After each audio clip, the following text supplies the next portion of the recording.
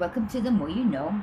We're in Matthew chapter 12, and we was talking about the Sabbath. And in verse 6, in chapter 12, verse 6, is referring to, we must always remember that Jesus is greater than the Sabbath and greater than the temple. We have him in our hearts, and the Sabbath can never take his place.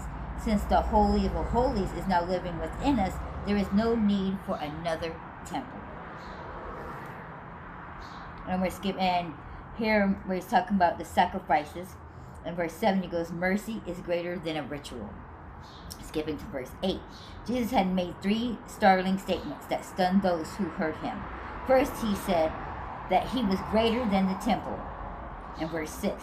Then he goes, then that God didn't want sacrifices, but mercy. And finally, that he, the Messiah, was the Lord of the Sabbath. Don't be surprised when Jesus shocks you with the truth that is outside your understanding. In verses 27, where the Pharisees would get on to Jesus about casting out demons, and they were saying, oh, he's using the power of the demons to cast out demons. Jesus is referring to when he was saying, well, how can a demon be casted for somebody to be divided their own kingdom? You're going to be bringing down when you divide your kingdom, it's not going to rise, it's going to fall. So he's also referring to, in other words, to condemn Jesus as working by Satan's power would be to condemn their own exorcist when he was, putting out the demons. Verse 30, when he's sitting there talking about, drink with me or gives me, kind of speak, it is referring to he who does not join me denies me. So if you're not with them, you're against them. Clear as day was that saying. We all got that. That's just clear as day.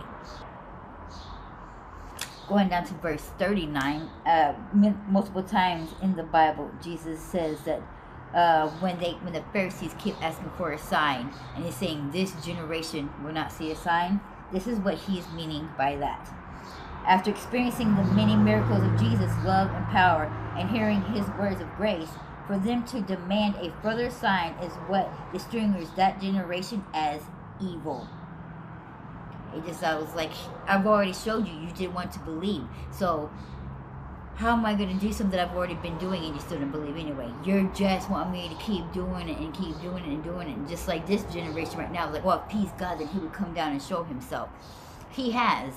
Many times he's produced many miracles through a lot of people, and yet we dismiss them and we use the government and science to try to cover up, oh, that wasn't God, this was this was this. Why is he going to keep on doing when you can't even believe when he's done it already?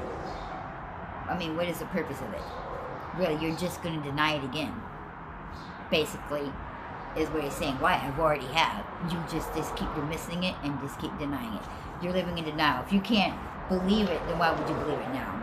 You're living in denial because your heart doesn't want to receive it. He can't. If you're going to keep on asking for it, if you didn't believe it, he's already done it for you. It means you will not believe it, no matter what he does. You're just not going to believe it because you didn't believe the first time. Why would you believe it the second time?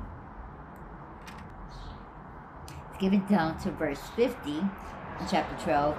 It basically is saying our true identity is dependent upon our obedience to our Father in heaven. Didn't I know that? So apparently, who you are, what you're going to be, especially what you're going to have up in the kingdom of heaven, depends on your obedience. Excuse me. There's a lot of people who have the dreams and has been shown heaven and has been shown hell. I don't know if you've seen a couple of them, but a lot of them mainly talks about as when God says that we'll have our own kingdom in heaven inside God's kingdom. They're going by your works that you do here on earth and how obedient on you. There is different levels.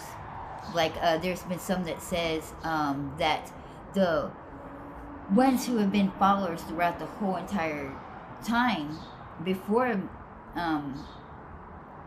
the rapture or whatever is going to have, there's going to be rankings, and your castle and your kingdom is going to be based on your works. It's also going to be based on your obedience. How loyal, how faithful was you to God determines on how much So basically what you do here on earth, your work, your payment, your reward will be in heaven. It's like when it says, revenge is mine, give it to me. They will have their just reward. Reward not only means that they're going to be rewarded, it can also mean bad. Like they're going to get what they deserve, basically. So your works that you do as an individual person carries on to heaven on what you're going to get.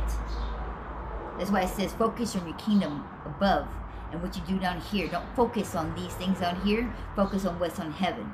Pay attention to how you act and what you do here. It's also going to be your placement in heaven.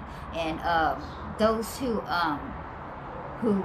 has denied God and only at the moment of death do they accept Jesus Christ, the Lord and Savior, before and Jesus saves them near the end of death, is to be told that they're going to have a whole nother section that they're going to be placed. They're going to have their, their own like sort of streets of gold and stuff, but they won't be having the miraculous ones level up here. So just like we have like the poor, the middle class, and the rich, it's going to be almost like the same thing up in heaven. You're going to be in classes going by your works that you do here. So a lot of people's like, well, it's not fair, I put all this in there when we go up to heaven. No, you're going to be in classes, so it does matter. I mean, it does matter what you do and how you treat people, because you will, that's why it says you will be rewarded in heaven. Not everybody's going to get the exact same reward. There is classifications when it comes to that. And that's not written in the Bible. But that is going off of what you see when people who have been shown by God and by Jesus what it's like in heaven from here and there. Just to make sure you know that. That was nowhere is that written in the Bible.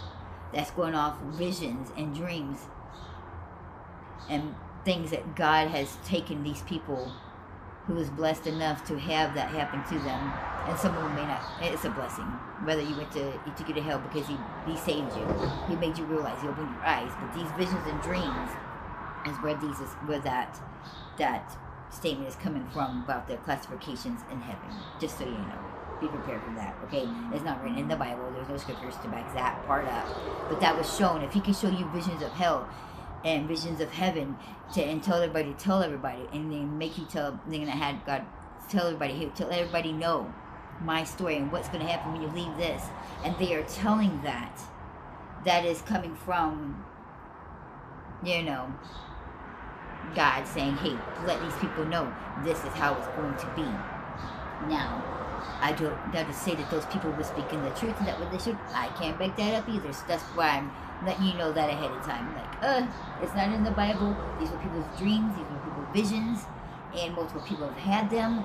So, it kind of might be like, a little bit. I would just like a lot of people have visions of heaven, and that's where it's coming from. Just so you know, okay? So.